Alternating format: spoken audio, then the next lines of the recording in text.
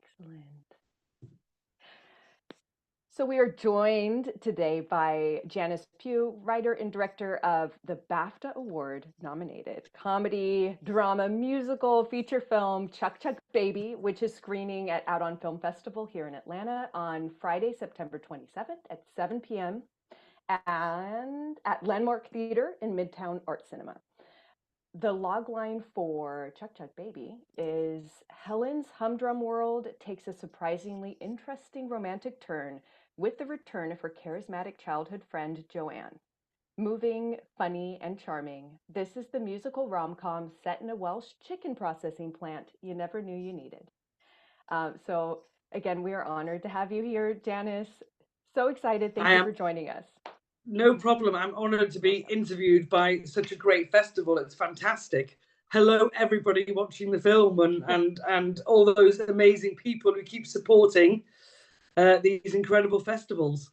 I mean, wow, it is fantastic, this film. I'm championing this film. I want everyone to come out and see it. Can you share with us your journey from Blue Collars and Buttercups to this story, Chuck Chuck Baby? What brought you? Wow, that was a long journey. Yeah. Yeah, I mean, Blue Collars and Buttercups was really successful. I mean, all I can say in terms of that was, I think, life. Whatever happens to us in life, my mother got ill, my aunt, and I kind of took some time out to reflect on what I wanted to say in my work. And then came Chuck Chuck Baby. I wanted to make a film about love because I'm not sure if you've noticed, the world's really a little bit crazy at the moment. And I thought, you know what would be nice is that we all kind of sat down and understand what it's like to build fences and shut people out is a crazy thing to do. Let's all just open everything up and just love. So that's how I got there. I love it. And it's semi-autobiographical, right? You wrote a bit about your kind of your hometown and people from your community. Yeah, I mean, I think anybody, I mean, I'm certainly one of those writers who has to write about things I know. Yeah. You know, if you ask me to make a sci-fi film, I'd probably run out of the door. I have to make films about what I've experienced, what I know, and I really wanted to make a film that celebrated working class women. Women like my mother, like the women who surrounded me when I was growing up. And I just, you know, we live in a world we don't see them often enough on screen, and they're so incredible, and their stories are brilliant. And for me, it really was paying tribute to the women like my mother, who, you know, had worked all her life and was a working class woman, but a brilliant mind. And, you know, the social conditions that, you know, we were brought up in kind of not giving us those kind of experiences that, you know, a lot of people do have. So it really was about celebrating them and their brilliance and their resilience and their beauty. It's so clear in how you tell this story. I mean, from the fact that you're not trying to cover up anyone's lines on their faces, like just simple things. I mean, even your framing and respect of the women in your cast, like it's so clear that you love women and you want to uplift them and empower them. Also, you know, what we don't see obviously very often is a lot of women behind the camera, in addition to in front of the camera on films like this. How did that ultimately, is that just how you roll with your films, or did you make a conscious decision with this one in particular? Was it kind of a no-brainer, like, of course, this is just how it goes? No, do you know what? I always go for the person who I think is going to be best for the job and who understands the script and what we're trying to say. I mean, look, when we put the script in front of people for Chuck Chuck Baby, you know, I've always had this format of using, you know, the kind of kitchen sink drama and the musical form and kind of mixing that together. Now, when you kind of try and pitch that to people, they kind of go, what? So it really is the person who really understands what I'm trying to say with this work. So that's who I go for. It just happened to be, you know, Sarah Cunningham. It happened to be Caroline Steiner, you know, for production design. because they kind of understand what you're saying, but I will always go for the best person for the job who understands what I'm trying to say.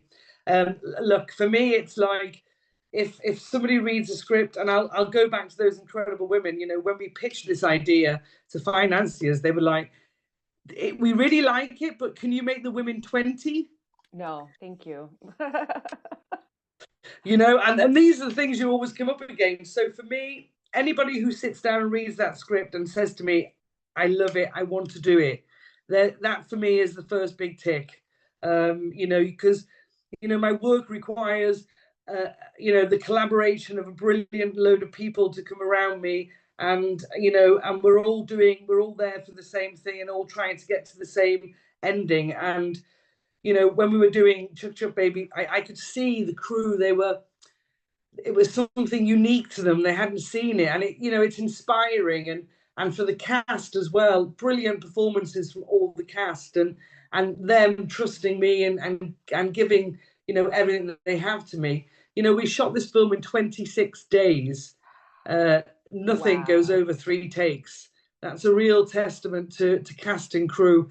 And that's why, for me, going back to the question, you just take on who wants to throw themselves into it. Amazing.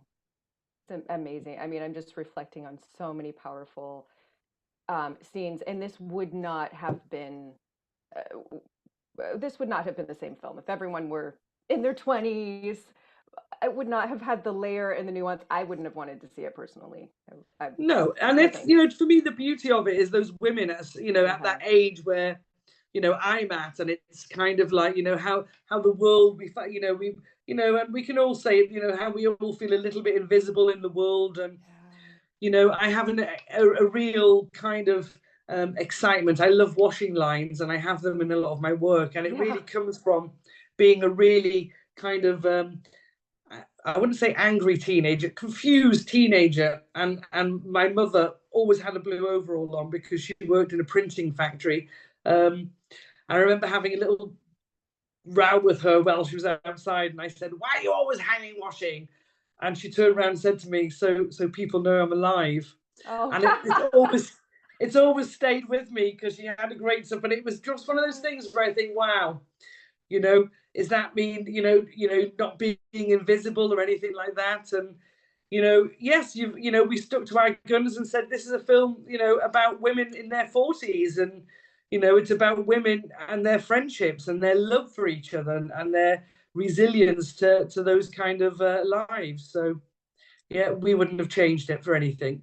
Oh, I'm so glad. And the symbolism that you're talking about, it's throughout, and how subtle you are. I love magical realism to begin with, and I love all the varying levels of it. I absolutely adored how you paired naturalism with magical realism, even to I don't want to spoil too much, but the colored mushrooms was just a lovely little touch. And I mean, the snowfall of just these everyday things, chicken feathers and dandelion fluff.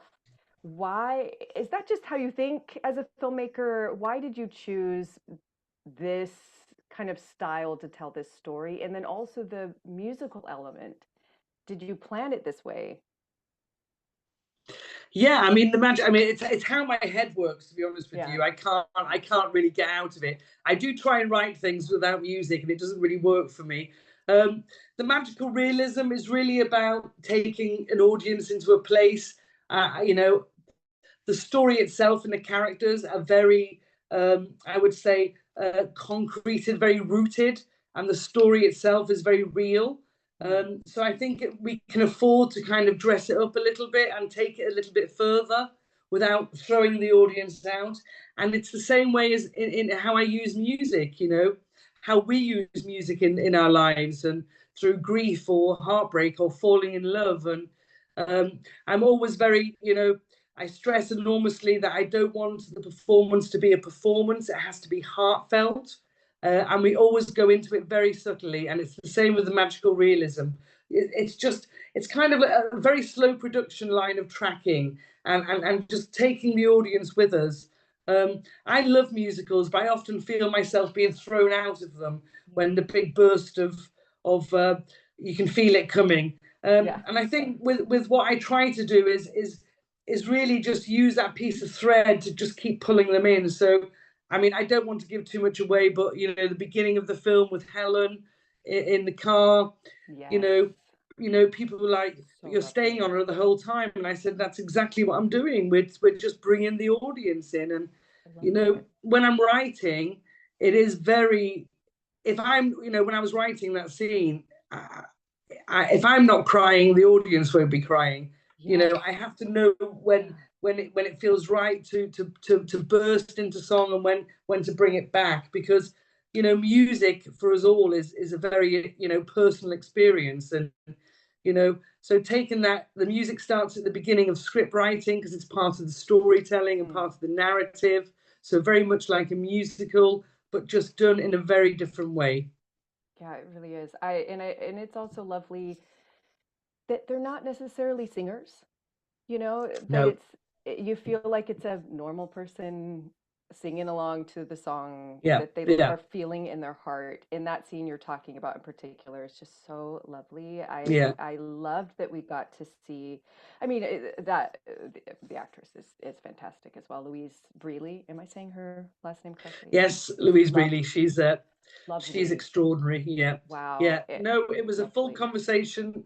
I don't want to hear. I don't want to hear good notes. I want to hear the heart, and that's what they give. I mean, those guys are extraordinary, and even for me in the scene with Joanne and the Janis Ian, one of my favourite songs, and it's like, wow, what I'm seeing is somebody having open heart surgery in both of those kind of introduction songs to the characters. And it's just got to be, you've just got to feel it like we all feel Yeah. music. Yeah, I mean, yes, that's so present in this. It's neat to hear your thought process with it because it's all so clear, your Yeah. intention with it. Absolutely beautiful. Um, I have a question. This Ooh. in productions, we often have very happy and unhappy accidents, and you just have to deal with it. And the outcome sometimes becomes something different from what we anticipated, but it could be even better than what we anticipated. Were there any of those, I imagine, along the way in pre-production, production, post, any happy, unhappy accidents you care to share with us? You know what? I think when I go back to the fact that we shot it in 26 days with Yes. like 9 musical numbers, there was going to be a lot of happy accidents. Mhm. I mean, my editor Rebecca Lloyd, I always insist the editor comes on the shoot with us, so they're part of the family and understand, because Flintshire is a bit like Fargo. It's that land between Wales and England where we're all a little bit. There's a current of something happening, and you can feel that in the film. It's quite a very regional kind of feel to it. Yeah. And I used to ring Rebecca after the shoot and say, "Oh my God, I had 10 minutes to do. I had to rechange. If you remember the Blue Bridge scene for the Northern Lights, I had 10 minutes, so I had to do everything in one No. take and one shot, um, and pray that it would work out, and it did, which is the opening to that sequence." And I was ringing Rebecca daily, going, "I had to do this in one take. I had to do this in one take." And one shot. There was no time for setups. But to me, this is the beauty of independent filmmaking as Yes. well. You're always on your toes. You've always got to think. And I know sometimes that limits us, it kind of gives us a limit to our thinking time. But that excites me as a filmmaker. I love that. I think I kind of contribute that to my working class background. It's kind of like you don't get a lot, so you got to think on your feet all the time if you want more chips. You got to be Fries, scrappy. More fries, right? forgive me. So yeah, it is. We had little things like the wake scene. We ran out of time. I had to totally rethink that, and it ended up really, really moving and from the heart. Again, the actors giving everything they've got, and this really was a family affair, Chuck Chuck Baby, and I think you can feel that in the film. People just gave everything they had. Um, so not really happy accidents, but kind of accidents that turned happy. I love that. So yes, probably happy accident. Happy Things accident. that I just kind of go, oh, actually that worked out for the better. The opening of the film, you know, the dandelion. Yeah. Should have been something else, but we had to go back to old filmmaking habits and tie it with some. I don't want to give too much away. No, yeah, we won't. No spoilers because it is such a beautiful moment. But I absolutely loved how it felt like. I just love practical items when we're doing magical things. Yeah, and those amazing little dandelion puffballs were all made. They were handmade by an amazing art department, because we weren't shooting in dandelion season. And the beautiful story is, just before the Ukraine war, they sent us one dandelion, and that's the one we used for the main scene. The rest were all made. Wow. Oh. Oof. Okay. It's hard. Yeah. One last question here. Oh. If you had, it's not too deep, but if you had, just in the vein of what you talked about as an independent filmmaker, if you had just one piece of advice to give to a newer filmmaker, whatever age stage they're entering into this world, what would it be? Just never give up, you know. It's always hard as a, you know, I'm loving the fact that, you know, I'm in my early 50s, and you know, I've been making films for a long time, but all of a sudden you make something and it becomes bigger and bigger, and you know, I never gave up no matter what happens. And sometimes it's all very daunting and it's all very, you know, depressing, because the industry can often be not very kind, you know. Yeah. But for me, independent cinema is a voice, where we can say, you know, what we want to say, and it's also, you know, it's a platform for making the world a better place. So do that with your work, and I think that's all I want to do now is, you know, tell stories about brilliant women, and that's, you know, that's my move forward. So for me, it's always, you know, never give up. But if you're going to make work, make it count and make it say something. Thank you, Like Janis. my mug. Votes for women. Love it. Thank you, Janis. Again, thank you, for joining Iona. us. Thank you so much. It's been brilliant, and I hope you guys enjoy the film. Yes, please come out to see Chuck Chuck Baby. Again, it's screening at Out on Film Festival on Friday, September 27th at 7 p.m. at Landmark's Midtown Art Cinema. So get your tickets, bring your friends, come see this amazing, beautiful, beautiful film. Thank you again. Share the love. Yes. Share the love. Yeah. Thank you. Thank you so much.